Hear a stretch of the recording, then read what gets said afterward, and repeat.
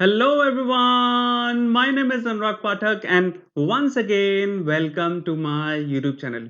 तो बच्चों 2021-22 सेशन के लिए अकाउंटेंसी आज से हम स्टार्ट कर रहे हैं और आज हमारी फर्स्ट क्लास है और हम स्टार्ट करेंगे एनपीओ चैप्टर से जो कि आपकी अकाउंटेंसी बुक का सबसे पहला चैप्टर है और बहुत ही इंपॉर्टेंट चैप्टर है। मैं इसको इंपॉर्टेंट क्यों बोल रहा हूं?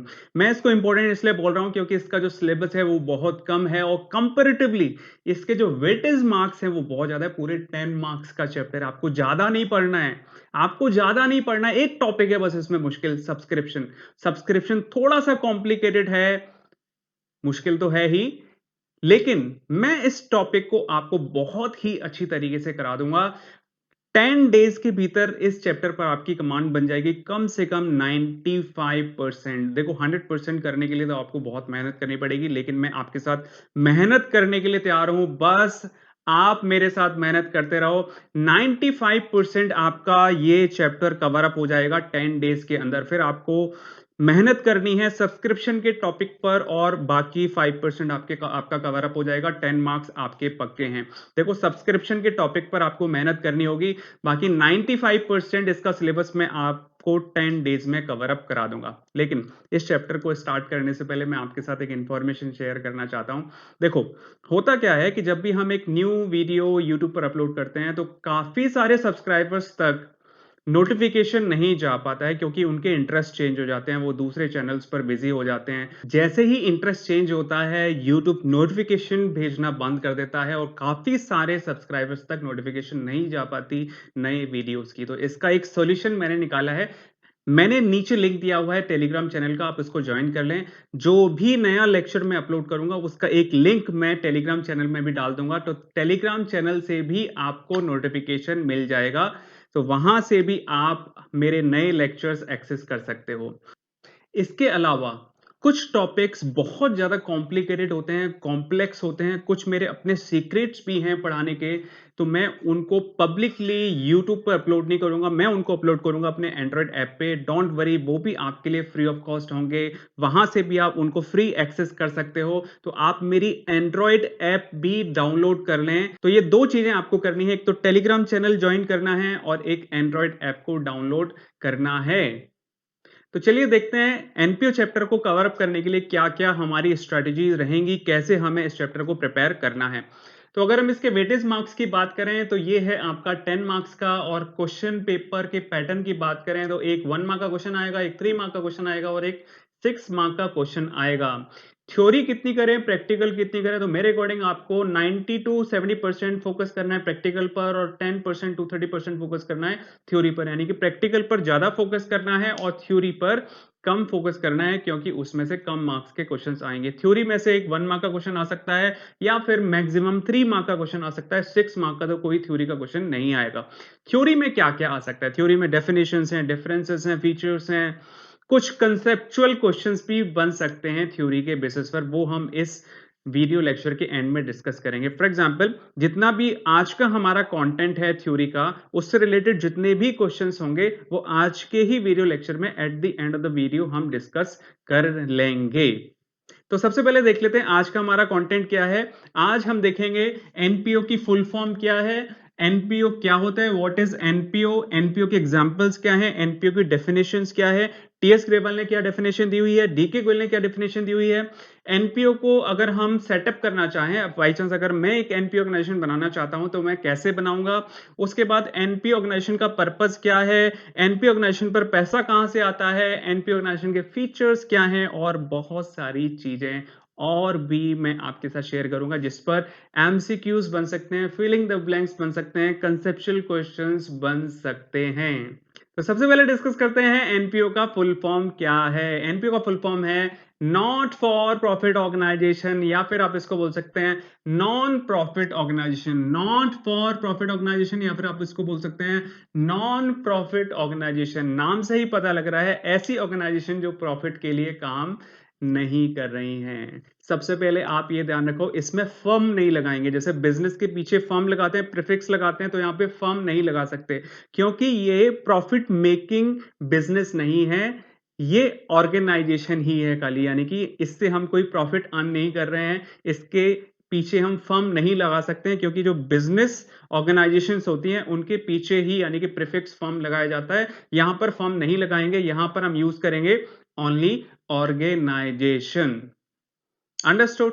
तो सबसे पहले आपको समझ आ गया इसकी फुल फॉर्म क्या है, नॉट फॉर प्रॉफिट ऑर्गेनाइजेशन या फिर नॉन प्रॉफिट ऑर्गेनाइजेशन। अब समझते हैं एक्चुअल में एनपीओ क्या होता है, व्हाट इज एनपीओ।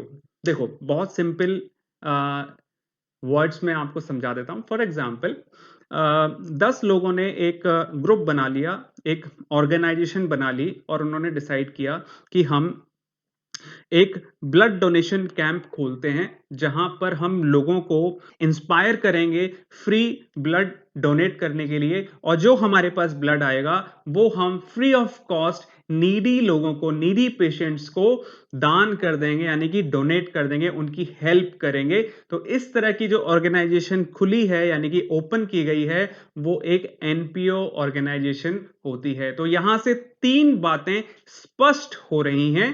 पहला, ये एक पर्टिकुलर कॉज को प्रमोट करते हैं। दूसरा, इनका कोई प्रॉफिट मोटिव नहीं होता। तीसरा, ये अपने मेंबर्स को भी सर्विस दे सकते हैं और जनरल पब्लिक को भी सर्विस दे सकते हैं। फॉर एग्जांपल, जिन 10 लोगों ने एक ब्लड डोनेशन कैंप खोला है तो उन्होंने डिसाइड किया है कि हम 10 लोग ही इसमें फ्री ऑफ कॉस्ट डोनेट करेंगे, और जिनको जरूरत होगी, जब जरूरत होगी तो केवल इन 10 पीपल को ही दिया जाएगा, जो इसके मेंबर्स हैं उनको ही ब्लड दिया जाएगा। इस तरह की ऑर्गेनाइजेशन को भी हम एनपीओ बोल सकते हैं। यानी कि जो एनपीओ ऑर्गेनाइजेशन है वो अपने केवल मेंबर्स को भी सर्विस दे सकती है और जनरल पब्लिक को भी दे सकते हैं, या फिर दोनों को दे सकती है। यानी कि मेंबर्स को भी दे सकती है और जनरल पब्लिक को भी सर्विस दे सकती है with no motive to earn profit. That's what is called NPO. अब समझते हैं एनपीओ ऑर्गेनाइजेशन के क्या क्या एग्जांपल्स हो सकते हैं। सबसे बड़ा एग्जांपल तो आपके कॉलोनी की वेलफेयर सोसाइटी है। हर एक कॉलोनी में एक वेलफेयर सोसाइटी होती है, और वो जो वेलफेयर सोसाइटी है वो कॉलोनी के वेलफेयर के लिए काम करती है। कॉलोनी में कोई भी काम होना है, फॉर एग्जाम्पल कोई बारात घर खुलना है, कोई मंदिर बनना है, या फिर कोई और कार्य जिससे आपकी कॉलोनी का वेलफेयर हो, तो वो सारे के सारे काम without any motive of profit होते हैं। और कंट्रीब्यूट कौन करता है उस वेलफेयर सोसाइटी में, पैसा कहां से आता है, जितने भी कॉलोनी के लोग हैं, यानी कि जिनके भी अपने खुद के मकान हैं कॉलोनी में, वो लोग सारे के सारे उस वेलफेयर सोसाइटी में कंट्रीब्यूट करते हैं, और वो जो पैसा है वो उसी कॉलोनी के वेलफेयर में लग जाता है। तो सबसे बड़ा एग्जाम्पल तो यही है। इसके अलावा बहुत सारे एग्जाम्पल्स हो सकते हैं। फॉर एग्जाम्पल, अगर आप यहां देखें कि मैंने आपको एक एग्जाम्पल तो दे ही दिया कि वेलफेयर सोसाइटी जो कॉलोनी की है वो तो होती है एनपीओ ऑर्गेनाइजेशन। उसके अलावा एनजीओज के बारे में आपने सुना ही होगा, काफी सारा न्यूज में आता है, नॉन गवर्नमेंट ऑर्गेनाइजेशन। ये जो एनजीओज हैं वो डिफरेंट टाइप के सर्विसेज प्रोवाइड कराते हैं। ज्यादातर तो आपने हेल्थ से रिलेटेड एनजीओ ऑर्गेनाइजेशन दी होंगी जो पेशेंट्स के लिए पैसा मांगती हैं। काफी सारे एड्स भी आपके फीड्स पर आते होंगे, आपके फेसबुक पर आते होंगे, आपने यूट्यूब पर देखे होंगे। जैसे कीटो है, वो भी एक एनजीओ ऑर्गेनाइजेशन है, वो पैसे कलेक्ट करती है और गरीब बच्चों का इलाज कराती है। जिनको क्रॉनिक डिजीजेस होती हैं उनका फ्री ऑफ कॉस्ट इलाज वो कराते हैं, और जनरल पब्लिक को इंस्पायर करते हैं कि वो डोनेट करें। तो इस तरह की जो ऑर्गेनाइजेशन है, एनजीओज हैं, वो नॉन गवर्नमेंट ऑर्गेनाइजेशन जिनको बोलते हैं वो एनपीओ ही हैं। उसके अलावा पब्लिक हॉस्पिटल्स, जो जितने भी गवर्नमेंट हॉस्पिटल्स हैं वो सारे के सारे एनजीओज की कैटेगरीज में आते हैं। स्कूल्स भी एनजीओ ही हैं। आपको शायद यकीन नहीं होगा, स्कूल्स भी एनजीओज में आते हैं। उसके अलावा लिटरेरी सोसाइटीज हैं, स्पोर्ट्स को प्रमोट करने वाली कुछ सोसाइटीज हैं, आर्ट्स एंड कल्चर को प्रमोट करने वाली सोसाइटीज हैं, सोशल वेलफेयर ऑर्गेनाइजेशंस हैं, क्लब्स हैं। क्लब का आपने सुना होगा, क्लब एक हेल्थ क्लब आपने ओपन करा है तो उसमें जो मेंबर बनेगा उसको ही सर्विसेज दी जाती हैं। तो इस तरह काफी सारे एग्जांपल्स हो सकते हैं। तो इसमें एमसीक्यू बन सकता है। इसमें आपको एक क्वेश्चन पूछा जाएगा और उसमें आपको 4 ऑप्शंस दिए होंगे, उसमें से आपको पहचानना है कि इसमें एनपीओ ऑर्गेनाइजेशन कौन सी है। अंडरस्टूड? ओके, अगला जो हमारा क्वेश्चन है, आपको ये समझ आ गया कि फुल फॉर्म क्या है, एनपीओ ऑर्गेनाइजेशन होती क्या है, एग्जांपल्स भी आपको समझ आ गए। अब है लास्ट, डेफिनेशन क्या है, एनपीओ की डेफिनेशन क्या है, एनपीओ की डेफिनेशन क्या लिखें? वैसे तो आप एक जनरल डेफिनेशन लिख सकते हैं। For example, NPO is an organisation that is set up to provide different welfare services to its members and to the general public with no motive of profit. इस तरीके से आप एक जनरल डेफिनेशन लिख सकते हैं। अगर हम बात करें टीएस ग्रेवाल की, तो टीएस ग्रेवाल ने एक डेफिनेशन दी है, प्रॉपर डेफिनेशन दी है, लेकिन डीके गोयल ने ऐसी कोई प्रॉपर डेफिनेशन नहीं दी है, ओनली एक ब्रीफ डिस्कशन वहां पर इन्होंने किया है। अगर आप टीएस ग्रेवाल की डेफिनेशन देखना चाहें तो उसको हम यहां डिस्कस कर सकते हैं। जैसे फॉर एग्जांपल, अगर हम डेफिनेशन की बात करें तो यहां पर आपको डेफिनेशन दिख रही होगी। तो इन्होंने लिखा है, टीएस ग्रेवाल ने लिखा है, NPO non as not for profit organization or non-profit organization is set up with the objective to further cultural, education, health, religious and public services to public or its members, not with the purpose of earning profit। कहने का meaning है कि इन्होंने लिखा है कि NPO एक not for profit organisation है जिसको सेटअप किया जाता है with the objective to promote, further का मीनिंग होता है प्रमोट कल्चरल, कोई भी कल्चरल कॉज, एजुकेशन का कॉज, हेल्थ कॉज, रिलीजियस और कोई भी डिफरेंट टाइप की पब्लिक सर्विसेज, ये इनको फ्री ऑफ कॉस्ट प्रोवाइड करते हैं अपने मेंबर्स को या फिर जनरल पब्लिक को with no motive of profit. इस तरीके से आप डेफिनेशन लिख सकते हैं, याद कर सकते हैं, आपकी बुक में डेफिनेशन है। अदरवाइज जितना भी मैं यहाँ पे करा रहा हूं, इसका जो पीडीएफ है वो मेरी एंड्रॉयड ऐप में आपको मिल जाएगा। अंडरस्टूड? तो अगला टॉपिक हम देखते हैं, ये इसकी डेफिनेशन हो गई।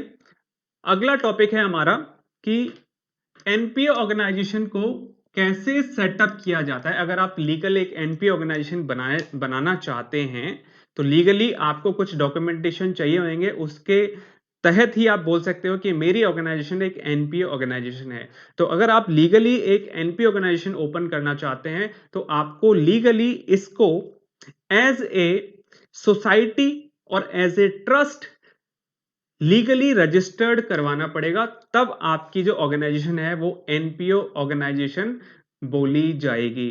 अंडरस्टूड? तो आपको लीगली इसे सोसाइटी और एज ए ट्रस्ट रजिस्टर्ड कराना होगा, तब हम कहेंगे कि आपकी ऑर्गेनाइजेशन एक लीगल ऑर्गेनाइजेशन है।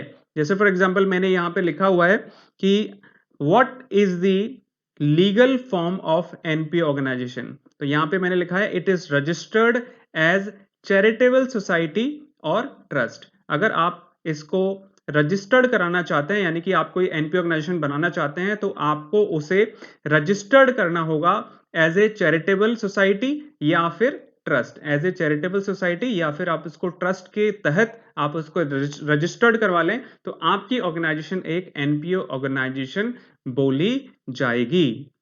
अब बात करते हैं एनपीओ ऑर्गेनाइजेशन का पर्पस क्या होता है। एक क्वेश्चन आ सकता है, what is the main purpose of NPO organisation. तो मेन पर्पस, एनपीओ ऑर्गेनाइजेशन का जो मेन पर्पस है वो है एक पर्टिकुलर कॉज को प्रमोट करना, उसकी सर्विस अपने मेंबर्स या फिर जनरल पब्लिक को प्रोवाइड कराना with no motive of profit. ये इसका मेन कॉज होता है, यानी कि वेलफेयर के लिए काम करना, अपने मेंबर्स का वेलफेयर या फिर जनरल पब्लिक का वेलफेयर, और एक पर्टिकुलर कॉज को ये प्रमोट करते हैं। वैसे तो सारे के सारे कॉजेस को भी प्रमोट कर सकते हैं, लेकिन मोस्टली जो एनजीओ ऑर्गेनाइजेशन होती है उनका एक कॉज होता है, एक पर्टिकुलर कॉज होता है, उसको ही वो प्रमोट करती हैं। तो ये इसका मेन पर्पस है। इस पे क्वेश्चन बन सकता है।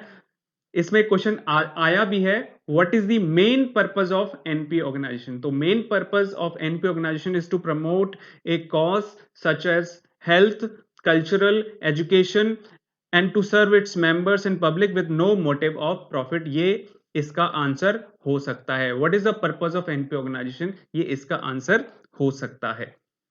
अगला क्वेश्चन हमारे पास आता है, where money comes from to NP organisation. पैसा कहां से आएगा, एनपी ऑर्गेनाइजेशन पर पैसा कहां से आएगा, एनपी ऑर्गेनाइजेशन चलेंगी कैसे। देखो, एनपीओ ऑर्गेनाइजेशन मेनली मेंबर्स से चलती है। जैसे फॉर एग्जांपल एक वेलफेयर सोसाइटी है कॉलोनी की, तो उस पे पैसा कहाँ से आएगा? जितने भी कॉलोनी में लोग रहते हैं, जिनके भी अपने मकान हैं, वो लोग वेलफेयर सोसाइटी में कंट्रीब्यूट करेंगे, उस पैसे से वेलफेयर सोसाइटी चलेगी, उस पैसे से सारे के सारे कॉलोनी के काम होंगे। तो यानी कि जो मेन सोर्स है फंड का, यानी कि पैसा रेज करने का, वो है मेंबर्स, यानी कि मेंबर्स कंट्रीब्यूट करते हैं, और जो मेंबर्स कंट्रीब्यूट करते हैं उसको बोलते हैं सब्सक्रिप्शन। तो एक क्वेश्चन इसमें बन सकता है 1 मार्क्स का, what is the main source of income of NPO organisation? Subscription. Subscription given by members. जितने भी मेंबर्स होते हैं monthly, quarterly, annually, half yearly उसमें कंट्रीब्यूट करते हैं, उससे ही मेनली हमारी ये एनपीओ ऑर्गेनाइजेशन चलती है। तो सबसे पहला, यानी कि सबसे जो पहला और मोस्ट इंपॉर्टेंट मेन सोर्स है वो है सब्सक्रिप्शन। दूसरा मेन सोर्स हो सकता है डोनेशंस। तो डोनेशंस कहां से आएंगी?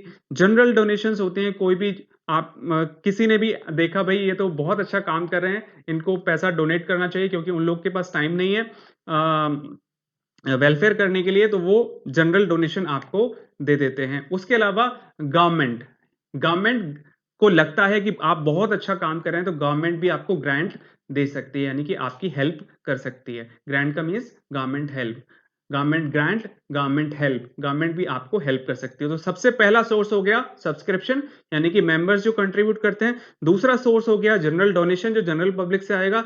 तीसरा सोर्स हो गया गवर्नमेंट ग्रांट, यानी कि गवर्नमेंट हेल्प, गवर्नमेंट भी आपको पैसा दे सकती है अगर आप बहुत अच्छा काम कर रहे हैं। और चौथा सोर्स है loan, interest free loan.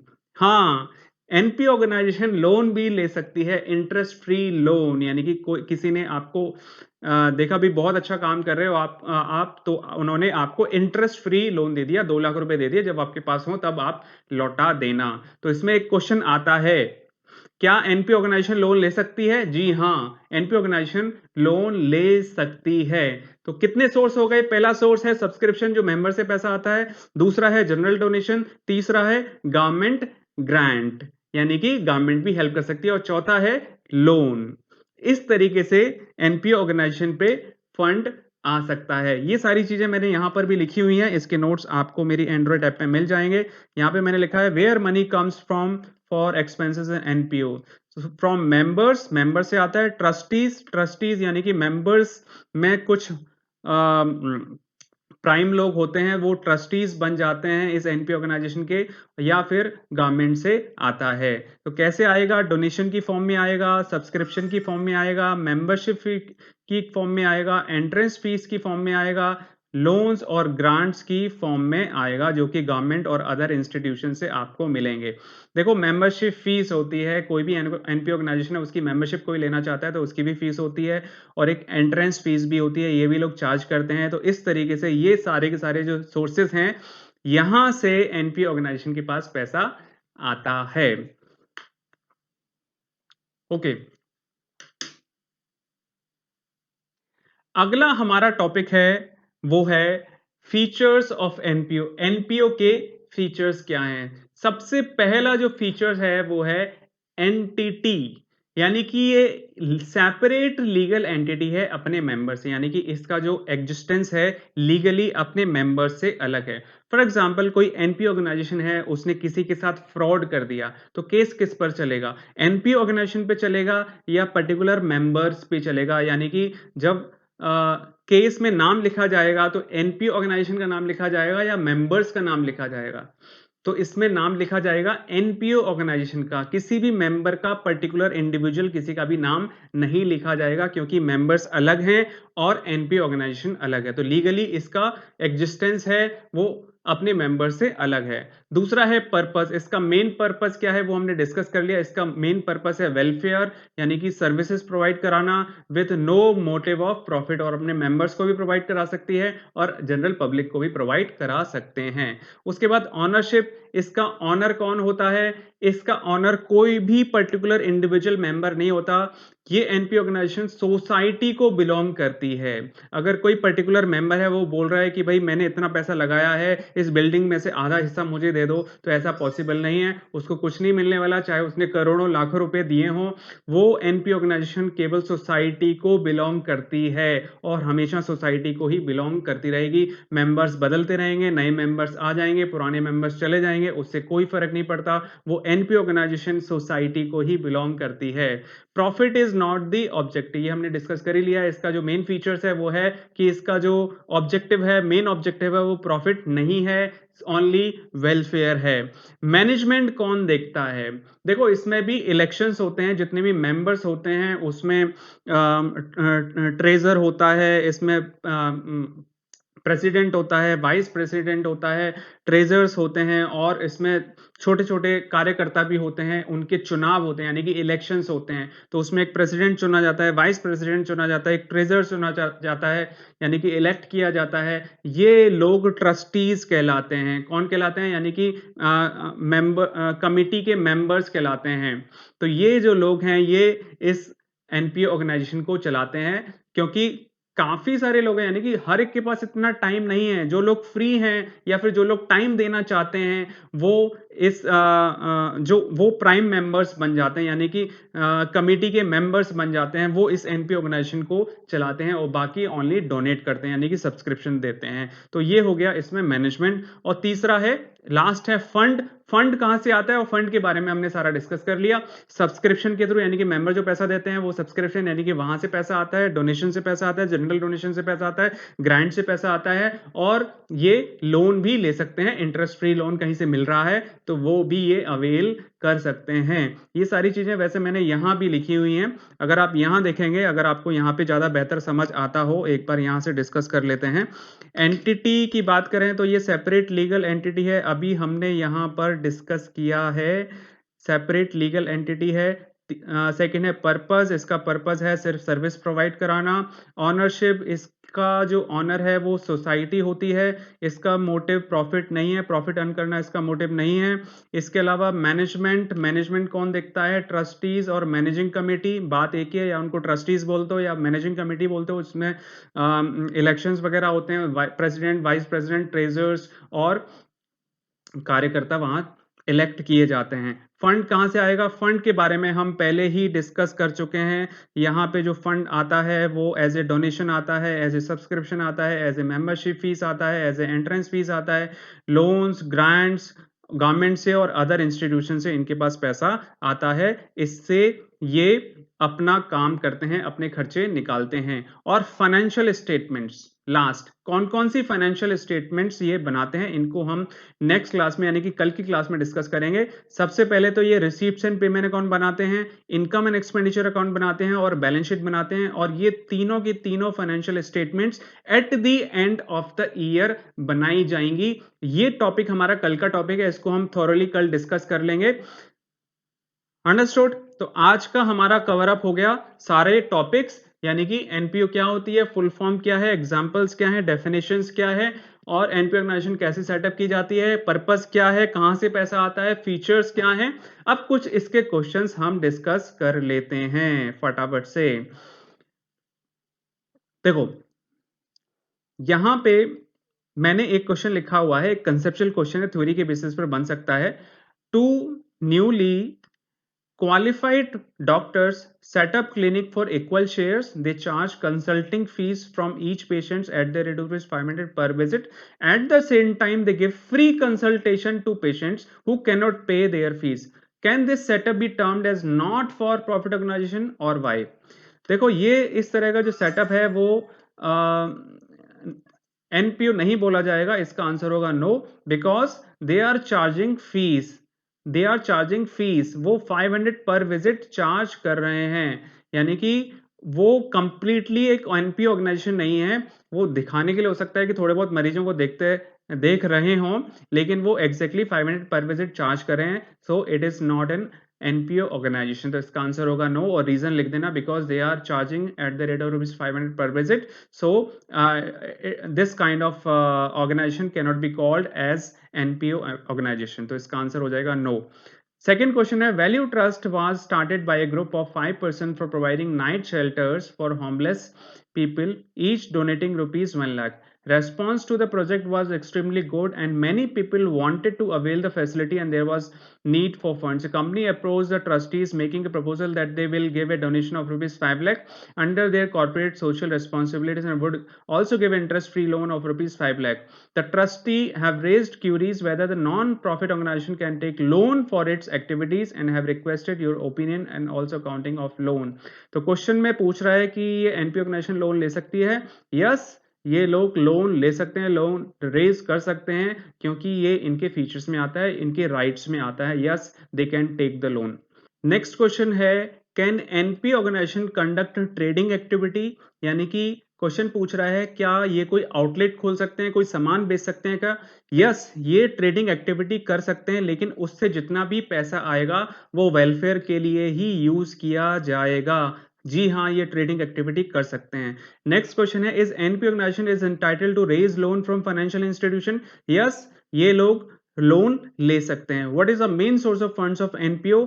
NPO का सबसे मेन सोर्स क्या है. इनका जो मेन सोर्स है वो है सब्सक्रिप्शन जो मेंबर्स कंट्रीब्यूट करते हैं. नेक्स्ट क्वेश्चन है state the main aim of not for profit organisation. Non जो एनपीओ है उसका मेन एम क्या है. इनका जो मेन एम है वो हेल्थ, स्पोर्ट्स, कल्चरल, एजुकेशनल और किसी भी तरीके का पब्लिक सर्विसेज हो वो मेंबर्स और जनरल पब्लिक को प्रोवाइड करते हैं without any motive of profit. Next question है NPO organisation earn rupees 10,000 for trading activity. One of the members wants the profit to be distributed among all members of the organisation. Argue he is correct और not with reason. थोड़ी सी miss spelling हो गई है, don't worry about it. Question कह रहा है कि एनपीओ ऑर्गेनाइजेशन ने एक ट्रेडिंग एक्टिविटी की है, यानी कि कुछ सामान वामान बेचा है तो उससे उनको 10,000 रुपए की कमाई हुई है. एक मेंबर कह रहा है कि सारे मेंबर्स में इसको डिस्ट्रीब्यूट कर दो. क्या ऐसा हो सकता है क्या. जी नहीं, ऐसा नहीं हो सकता. जितना भी प्रॉफिट होता है वो एनपीओ ऑर्गेनाइजेशन को बिलोंग करता है और वो वेलफेयर में लगाया जाएगा. किसी भी मेंबर को कोई किसी भी तरीके का प्रॉफिट डिस्ट्रीब्यूट नहीं होगा क्योंकि ये प्रॉफिट मेकिंग इंडस्ट्री नहीं है, क्योंकि ये कोई फर्म नहीं है, कोई बिजनेस नहीं है. इसका ये रीजन हो जाएगा. An NP organisation owned a building. One of the member wants to leave the organisation demanding a share in the building. Give suggestion. देखो क्वेश्चन कह रहा है कि एक एनपी ऑर्गेनाइजेशन है, उसकी अपनी एक बिल्डिंग है, उसका एक मेंबर है, उसने बहुत सारा पैसा पहले कंट्रीब्यूट किया हुआ है. अब वो ऑर्गेनाइजेशन को छोड़ना चाहता है, एनपी ऑर्गेनाइजेशन को छोड़ना चाहता है. वो कह रहा है कि ये जो बिल्डिंग है मैंने इसमें इतना पैसा लगाया है, इसका इतना हिस्सा मुझे चाहिए. क्या उसको मिलेगा. जी नहीं, उसको नहीं मिलेगा क्योंकि एनपी ऑर्गेनाइजेशन के जितने भी एसेट्स हैं वो सोसाइटी को बिलोंग करते हैं. वो हमेशा सोसाइटी के पास ही रहेंगे. कोई भी मेंबर आए, कोई भी मेंबर जाए, किसी को कुछ नहीं मिलने वाला. जितना पैसा उसने दे दिया वो उसके हाथ से चला गया. वो अब प्रॉपर्टी सोसाइटी की हो गई है. यही लॉ कहता है. अंडरस्टूड. तो ये कुछ क्वेश्चंस हो गए जो कि हैं किससे रिलेटेड, हमारा जो थ्योरी का पार्ट है उससे रिलेटेड है. आई होप ये लेक्चर आपको समझ आया होगा. Subscribe my channel, like and share my video lecture with friends and thank you very much for watching my videos.